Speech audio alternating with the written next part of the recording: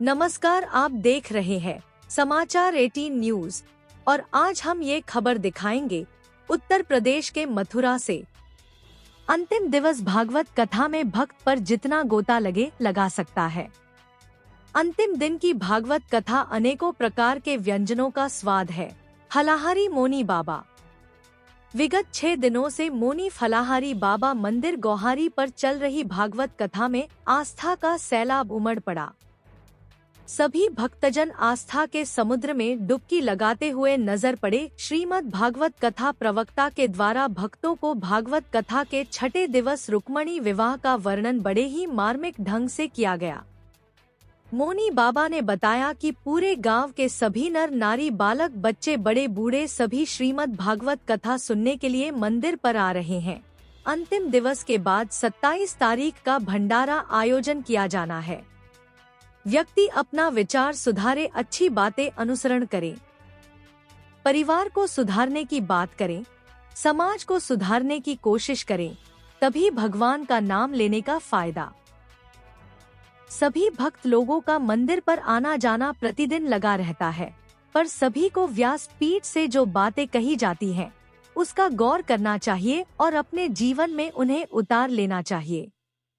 उत्तर प्रदेश के मथुरा से जिला संवाददाता दिनेश जादौन की खास रिपोर्ट। महाराज जी बताएं, आपके गांव गोहारी मंदिर पर भागवत हो रही है, तो क्या कुछ कहोगे भागवत को लेकर? कौन सा? देखो, हमारे यहाँ गोहारी गांव में 21 तारीख 21/7/25 से भागवत शुरू हो गया। उसका अंतिम दिन है 27/7 का। वहाँ लास्ट दिन रहेगा भागवत का।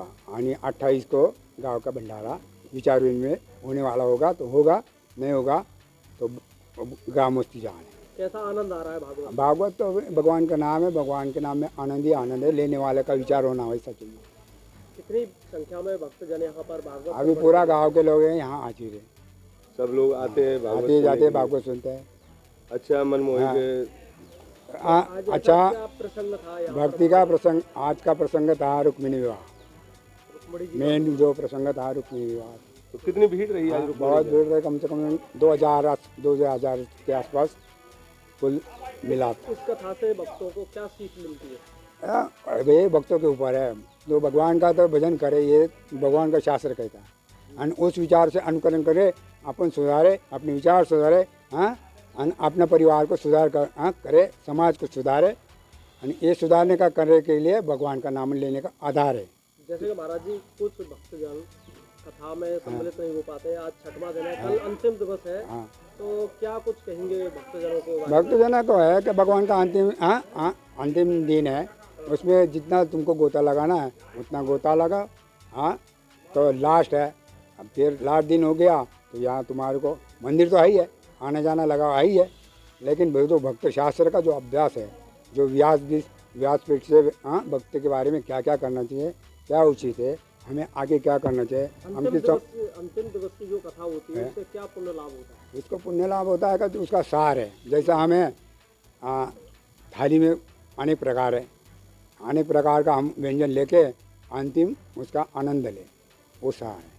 अच्छा, ये जो भागवत बैठाई गई, ये पहली भागवत इस मंदिर पर बैठाई गई? हाँ, ये छठी भागवत है। छठी भागवत आपके द्वारा या पूरे ग्रामपंचायत द्वारा? वो ग्रामोत्सव के द्वारा। हम वैयक्तिक ये काम नहीं करते, सब ग्रामोत्सव के विचार से होता है। अन्य भगवान के कथा का विचार है, यहाँ अन्य विचार नहीं होता। हाँ, कोई लोग ऐसे रहते कि उसमें विघ्न डालने वाले भी आते, कोई लोग ऐसे आते कि भक्ति मार्ग वाले आते, कोई लोग आते कि खाने पीने वाले भी आते। तो सबके विचार से हम उनको विचार देते कि या भैया या शांति से भगवान का नाम ले, आनंद ले।